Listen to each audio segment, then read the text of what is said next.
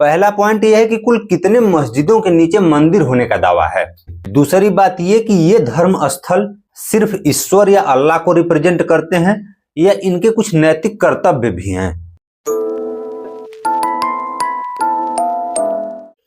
अभिवादन दोस्तों, धर्म वाकई में ताकतवर है। इस बात का अंदाजा इससे लगाइए कि आज के दौर में टेक्नोलॉजी ने जीवन को सहूलियत दिया है, जीवन को सरल बनाया है, लेकिन टेक्नोलॉजी पर पांव रख कर ही लोग धर्म के लिए कत्लेआम कर रहे हैं। वजह सिर्फ आस्था नहीं है। आज की वीडियो में हम इसी पर बात करेंगे। पहले एक लाइन खींच लेते हैं कि इस वीडियो में क्या क्या बातें होने वाली हैं, ताकि आप लोगों को भी समझने में आसानी रहे।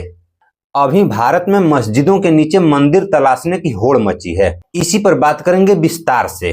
जैसे कितने मस्जिदों के नीचे मंदिर होने का दावा है, अगर इन विवादों को मुद्दा बनाया जाए तो इसके अलग अलग एंगल्स क्या हो सकते हैं। दूसरा, मंदिरों और मस्जिदों से लोग अपनी आस्था की वजह से जुड़े हुए हैं।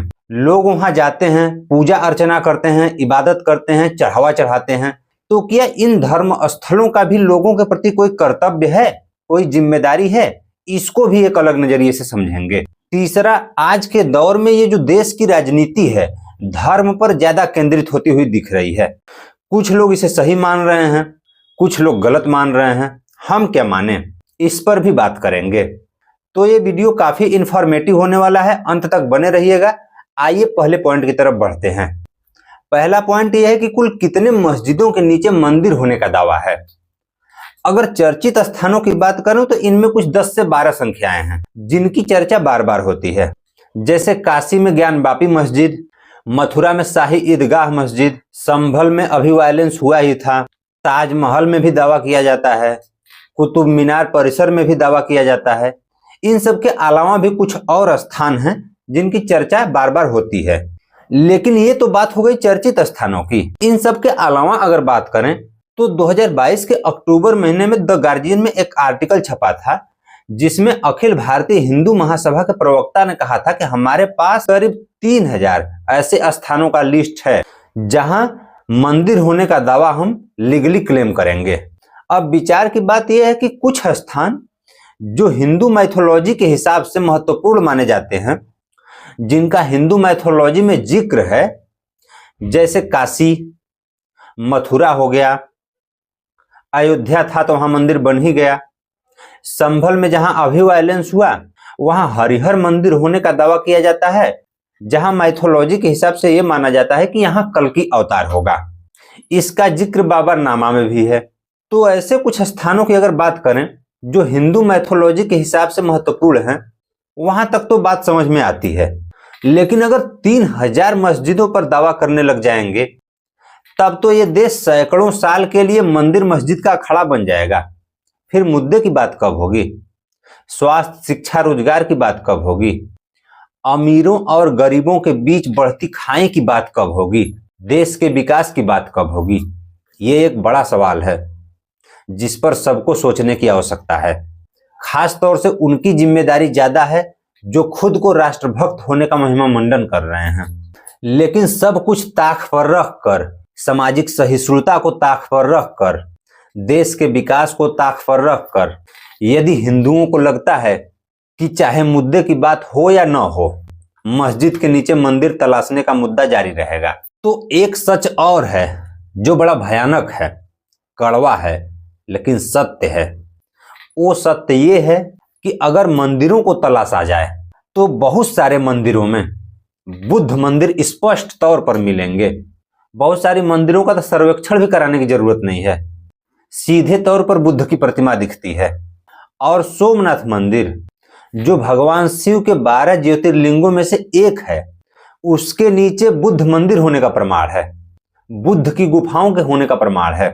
तो जब घर वापसी में लगे ही हो तो इसकी भी घर वापसी करो। बेतुकी कहानियां गढ़कर बुद्ध को 8वां अवतार बताया गया, लेकिन हर जगह बुद्ध की प्रतिमाएं निकलती हैं और चीख चीख कर कहती हैं ये लोग झूठ बोल रहे हैं। इसलिए अगर जंग छिड़ी ही है तो बुद्ध तक पहुंचो। इतनी सारी खुदाई हुई, हिंदू धर्म से संबंधित एक भी ऐसा प्रमाण नहीं मिला जो बुद्ध से पुराना हो। सिर्फ गपबाजी मिली है।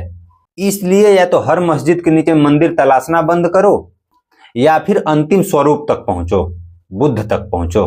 क्योंकि अगर ये प्रक्रिया जारी रहा तो बुद्ध के लिए मजबूत स्वर में आवाज उठने शुरू होंगे, जिनको रोक पाना मुश्किल होगा। ये तो पहली बात हो गई। दूसरी बात ये कि ये धर्म स्थल सिर्फ ईश्वर या अल्लाह को रिप्रेजेंट करते हैं या इनके कुछ नैतिक कर्तव्य भी हैं।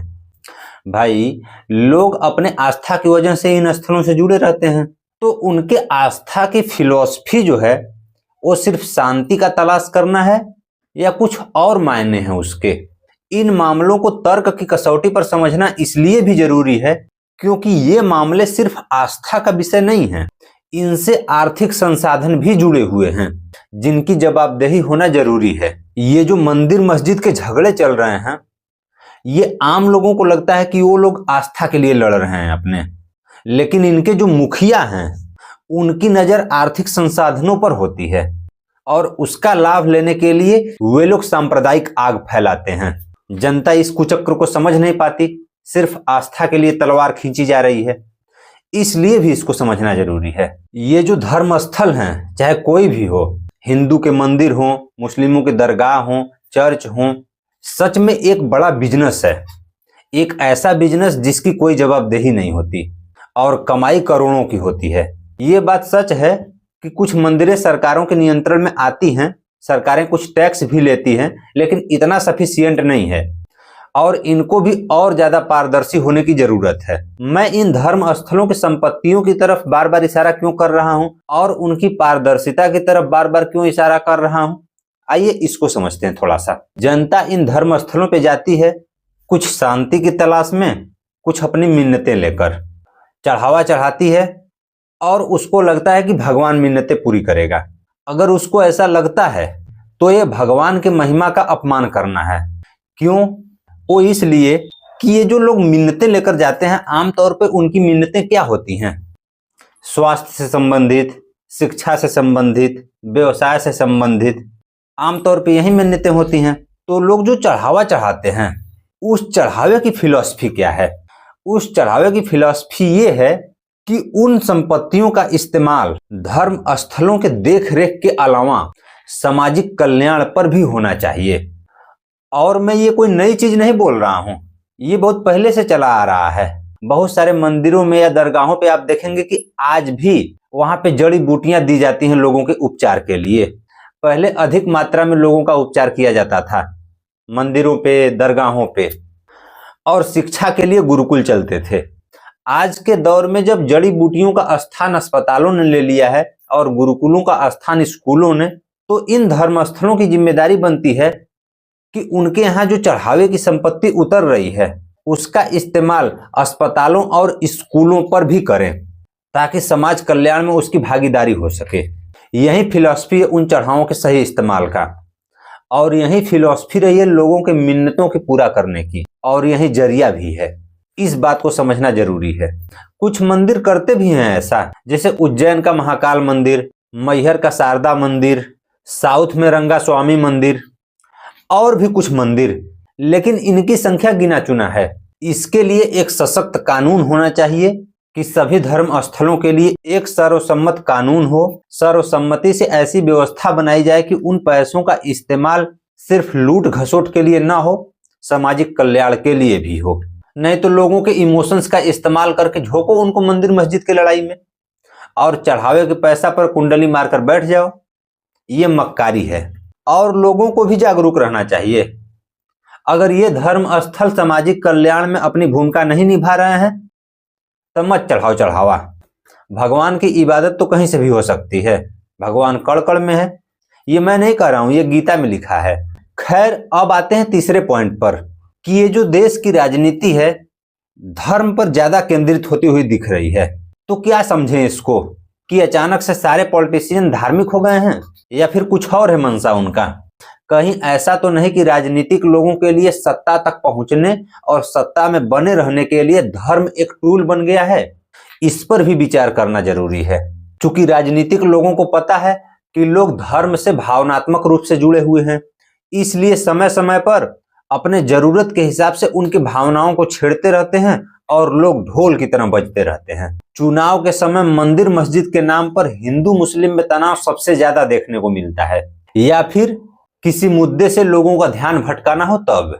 जैसे इस बार यूपी का उपचुनाव हुआ, प्रशासन के दुरुपयोग का आरोप लगाया गया, चुनाव आयोग ने सस्पेंड भी किया कुछ लोगों को, और महाराष्ट्र में ईवीएम पर आरोप लगाया गया। चुनाव का नतीजा आने के जस्ट बाद ही यूपी में संभल हिंसा हुआ। आरोप ये लगाया गया कि इन मुद्दों से लोगों का ध्यान भटकाने के लिए यह दंगा जानबूझकर कराया गया है। ये आरोप उत्तर प्रदेश के पूर्व डीजीपी ने भी लगाया। इस पर भी जनता को विचार करने की जरूरत है कि कहीं इसमें सच्चाई तो नहीं है, कहीं उनके इमोशंस का इस्तेमाल तो नहीं किया जा रहा है। इसी प्रकार बहराइच दंगा भी था। लोकसभा चुनाव में सत्तारूढ़ पार्टी उत्तर प्रदेश में बढ़िया परफॉर्म नहीं कर पाई, राजनीति कमजोर होती हुई दिख रही थी, तो शायद वेल प्लान्ड तरीके से बहराइच दंगा कराया गया हो। ये मैं नहीं कह रहा हूं, ऐसे आरोप खुद बीजेपी के विधायक ने बीजेपी के नेताओं पर लगाया और एफआईआर भी कराया। इसलिए मैं तो बस इतना कह रहा हूं कि लोगों को इस पर सोचने की जरूरत है, लोगों को समझने की जरूरत है कि आखिर क्या हो रहा है, आखिर उनके इमोशंस का इस्तेमाल कहां किया जा रहा है। ये समझने की जरूरत है कि पर्दे के पीछे कौन है जो हिंदू मुस्लिम का आग फैला रहा है। इसलिए निष्कर्ष ये है कि लोगों को हिंदू मुस्लिम विवाद में फंसने से पहले ये समझना होगा कि कहीं उनका राजनीतिक इस्तेमाल तो नहीं हो रहा है, कहीं उनको संविधान का उल्लंघन करने के लिए तो नहीं कहा जा रहा है, जिसका परिणाम वो जिंदगी भर भुगतने वाले हैं।